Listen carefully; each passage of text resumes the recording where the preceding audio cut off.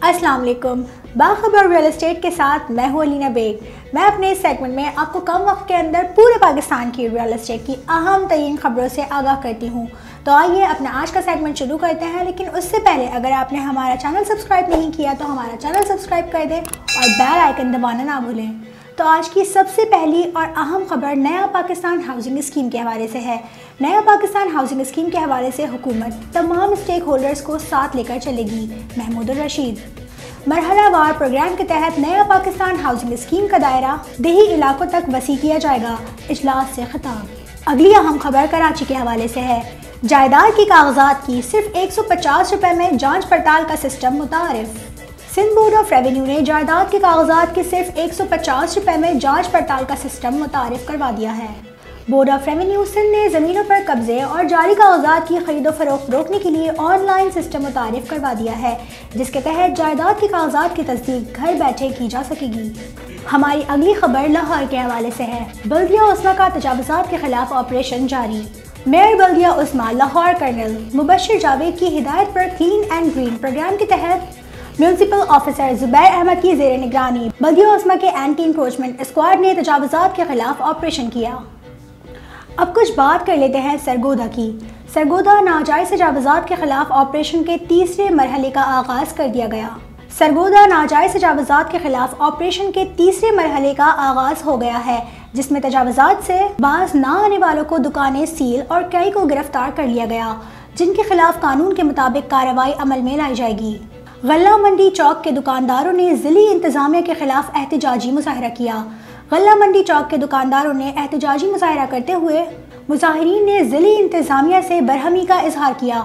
उनका कहना था कि 6 माह हो गए कि गल्ला मंडी चौक में मटीरियल पड़ा हुआ है, लेकिन सड़क की पुख्तगी नहीं हो रही है, जिसकी वजह से हमारे कारोबारी निज़ाम दरहम बरहम हो गए हैं। वज़ीर आज़म हाउस की यूनिवर्सिटी में तब्दीली की ख्वाहिश दम तोड़ने लगी। वज़ीर आज़म इमरान खान के वज़ीर आज़म हाउस को नेशनल यूनिवर्सिटी बनाने के ऐलान पर सिक्योरिटी और कानूनी पेचीदगियों की वजह से फ़िलहाल अमल दरामद होता नहीं नज़र आ रहा। हाउस बिल्डिंग फाइनेंस कंपनी को 3.6 अरब से ज़ायद रकम मौसूल। कम कीमत हाउसिंग मंसूबे के लिए हाउस बिल्डिंग फाइनेंस कंपनी को पाकिस्तान मॉर्गेज रीफाइनेंस कंपनी से 3.6 बिलियन रुपए मौसूल हो गए हैं।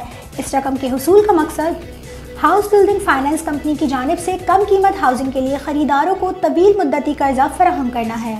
M9 प्रॉपर्टीज ज़मीन की खरीदो फरोख्त के लिए बाएतमाद मरकज़। शहर कराची स्कीम 33 में मौजूद properties real estate agent M9, जो कि घर और ज़मीन की खरीदो फरोख्त के लिए बाएतमाद मरकज़ के तौर पर काम कर रहा है।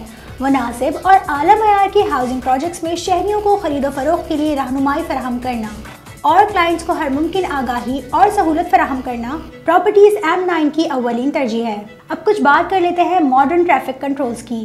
कराची के लिए मॉडर्न ट्रैफिक कंट्रोल सिस्टम लाया जा रहा है। KDA तरक्याती इदारा कराची के डायरेक्टर जनरल सैयद मंसूर अब्बास रिजवी का कहना है कि आलमी बैंक के ताउन से कराची के लिए मॉडर्न ट्रैफिक कंट्रोल सिस्टम लाया जा रहा है।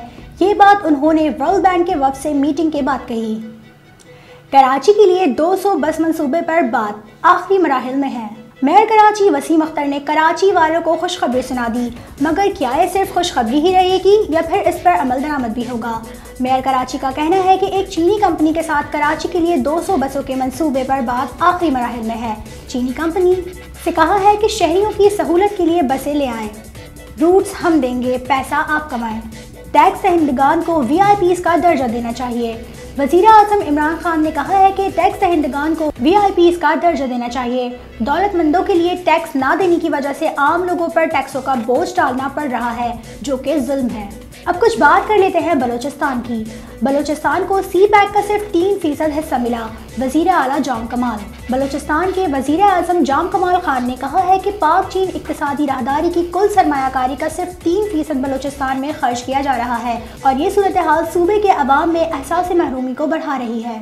सिंडिकेट का 19वां इजलास। सिंध मदरसतुल इस्लाम यूनिवर्सिटी की ज़मीन का हर महाज पर दिफा करने का फैसला। इजलास में इस बात का फैसला किया गया कि सिंध मदरसतुल इस्लाम यूनिवर्सिटी की ज़मीन का मुकम्मल दिफा किया जाएगा और तारीख़ी इदारे की ज़मीन पर कब्ज़ा करने वाले अनासिरीन के खिलाफ अदालत समेत हर महाज पर कानूनी चाराजोई जारी रहेगी। सिंध मदरसतुल इस्लाम यूनिवर्सिटी की ज़मीन का मुकम्मल दिफा किया जाएगा اور تاریخی ادارے کی زمین پر قبضہ کرنے والے عناصر کے خلاف عدالت سمیت ہر محاذ پر قانونی چارہ جوئی کی جا رہی ہے۔ اب کچھ بات کر لیتے ہیں سندھ بلڈنگ کنٹرول اتھارٹی کی۔ سندھ بلڈنگ کنٹرول اتھارٹی کے 37 افسران کے اگلے عہدے میں ترقی۔ سندھ بلڈنگ کنٹرول اتھارٹی کے افسران کے لیے اچھی خبر، Sindh engineers and professional action committee کا احتجاج اور محنت رنگ لے آئی۔ سالوں سے ترقی کے منتظر 37 افسران کے اگلے عہدے میں ترقی، نوٹیفیکیشن جاری۔ KDA قابضین محکمہ ہیلتھ افسران سے دفتر خالی کرانے میں ناکام۔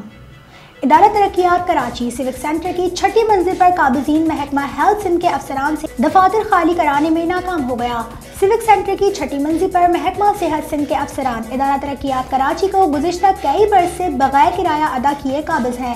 کرائے کی مد میں KDA کو ماہانہ 50 لاکھ روپے کا خسارہ ہو رہا ہے۔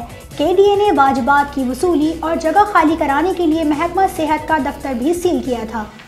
تو یہ تھا ہمارا آج کا سیگمنٹ باخبر ریئل اسٹیٹ۔ اگلے سیگمنٹ میں مزید خبروں کے ساتھ پھر حاضر ہوں گے، تب تک کے لیے خدا حافظ۔